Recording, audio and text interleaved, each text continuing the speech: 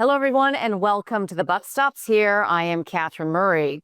Well, I'm excited to bring you our guest today. Healthcare investing is very vast and complex, but also with a lot of interesting opportunities. So to break all of this down for us, we do have Jared Holz joining us. He's the healthcare strategist at Mizuho Securities. Jared, great to be with you today. And as I said, it is vast, it's complex. So thank you for being here. Thank you so much. You're exactly right. I think that's totally spot on. Very, very complex.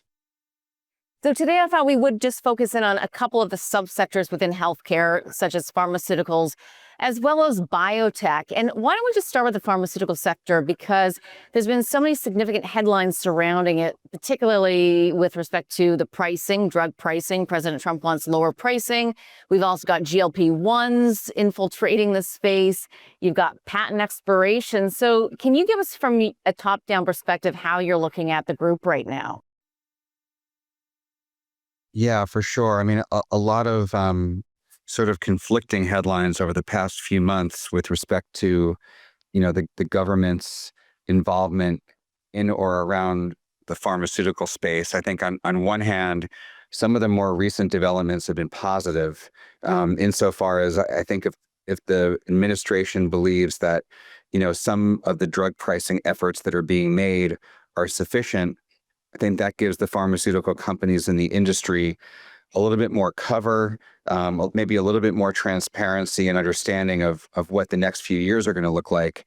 On the other hand, they're still mired in, a sea of controversy with respect to loss of, very meaningful patents that are going to introduce competition.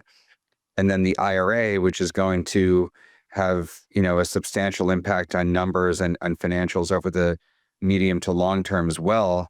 We're going to be faced with another, couple dozen drugs that are negotiated by Medicare and Medicaid. So I think this all sort of sums up to still a fairly controversial backdrop for pharma.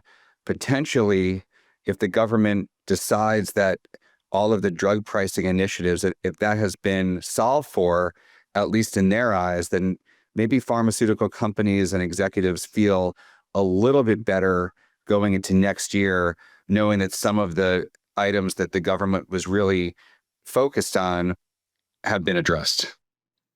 And do you believe that to be the case? Do you think that a lot of the drug pricing issues or conversations, negotiations are in fact behind us? And if so, why do you believe that?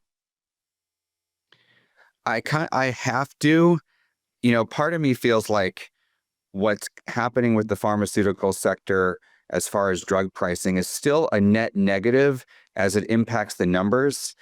At the same time, if this administration feels like what they've done over the past couple of months and will continue to do so, I mean, we've seen some agreements between the government and Pfizer and AstraZeneca, and we'll continue to see more. If that's sort of it for the time being, I think that at least there might be a pause in the action. And that from a sentiment standpoint, even though numbers are not going up, from a sentiment standpoint, maybe pharmaceutical stocks are in a little bit better of a position. So I half believe it. It really depends on whether some of the accords that are being put in place now and over the near term is going to be looked at this by this administration as sufficient, and then they kind of back away. And there was a bit of a sigh of relief with the Pfizer stock when we did get the agreement between the CEO and President Trump. And it was almost a bit, I think, surprising for the market. In other words, was this the right thing for the Pfizer CEO to do? What do you say to that? I'm just not sure that any of the companies have that much leverage. Now, when I saw the agreement, I kind of had a feeling the stock would go up and the space would rally because I think we were all sort of expecting some of this to happen. The government gave a deadline for pharmaceutical companies to kind of respond to the drug pricing situation and reach some sort of agreement on how they were going to deal with it.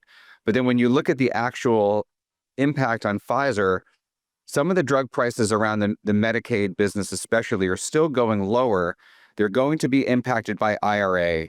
There's likely going to be some sort of most favored nation implementation down the road. So I think when you take a step back and you kind of factor in everything that's going on in this sector, maybe it's a slight positive, but nothing more than that. Okay. We're going to take a quick break. When we come back, we'll delve a little bit more into the pharmaceutical stocks, the fundamentals, and perhaps which companies have the strongest pipelines. We'll be right back.